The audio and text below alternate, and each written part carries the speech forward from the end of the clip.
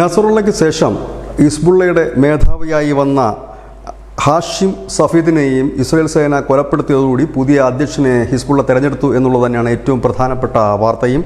അമിൻ അൽ സയ്യിദ് എന്നാണ് പുതിയ ഹിസ്ബുള്ള നേതാവിൻ്റെ പേര്. അതിനു തൊട്ടു മുൻപ് വെള്ളിയാഴ്ച പ്രാർത്ഥനയ്ക്ക് ശേഷം ഖമേനി നടത്തിയ പ്രസംഗത്തിൻ്റെ കൂടുതൽ ചിത്രങ്ങൾ പുറത്തു വരുമ്പോൾ തോക്കുയർത്തിക്കൊണ്ട് ഖമേനി ഇസ്രായേലിനെ തിരിച്ചടിക്കുമെന്ന് പറഞ്ഞത് വലിയ വാർത്തയായി തന്നെ മാറിയിരിക്കുന്നു. അതായത് ഹിസ്ബുള്ളയും ഇറാനും ഒരു വലിയ ആക്രമണത്തിന് കോപ്പ് കൂട്ടുന്നു എന്ന് തന്നെയാണ് അന്തർദേശീയ തലത്തിൽ നിന്ന് വരുന്ന വാർത്ത. അതിനിടയിൽ വലിയ രീതിയിൽ ശക്തമായ രീതിയിലുള്ള ഒരു ആക്രമണം തന്നെയാണ് ഇപ്പോൾ ഇസ്രായേലിൻ്റെ ഭാഗത്ത് ഉണ്ടായിട്ടുള്ളത്. 250-ൽ പരം ഹിസ്ബുള്ളയുടെ വിവിധ തലത്തിലുള്ള തലവന്മാരെയും ഒപ്പം തന്നെ അവരുടെ പോരാളികളെയും ഒക്കെ കൊലപ്പെടുത്തി എന്നുള്ള വിവരവും IDF പുറത്തുവിടും. 4 ദിവസത്തിനുള്ളിലാണ് 250 പേരെ തങ്ങൾ കൊലപ്പെടുത്തിയതെന്നും അവരുടെ 200 കേന്ദ്രങ്ങളിൽ തങ്ങൾ ആക്രമണം നടത്തിയെന്നുകൂടി ഇസ്രായേൽ സേന സ്ഥിരീകരിച്ചിരിക്കുന്നു.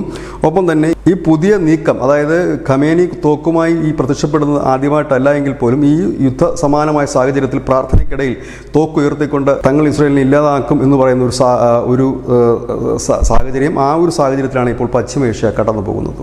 News desk news India Malayalam.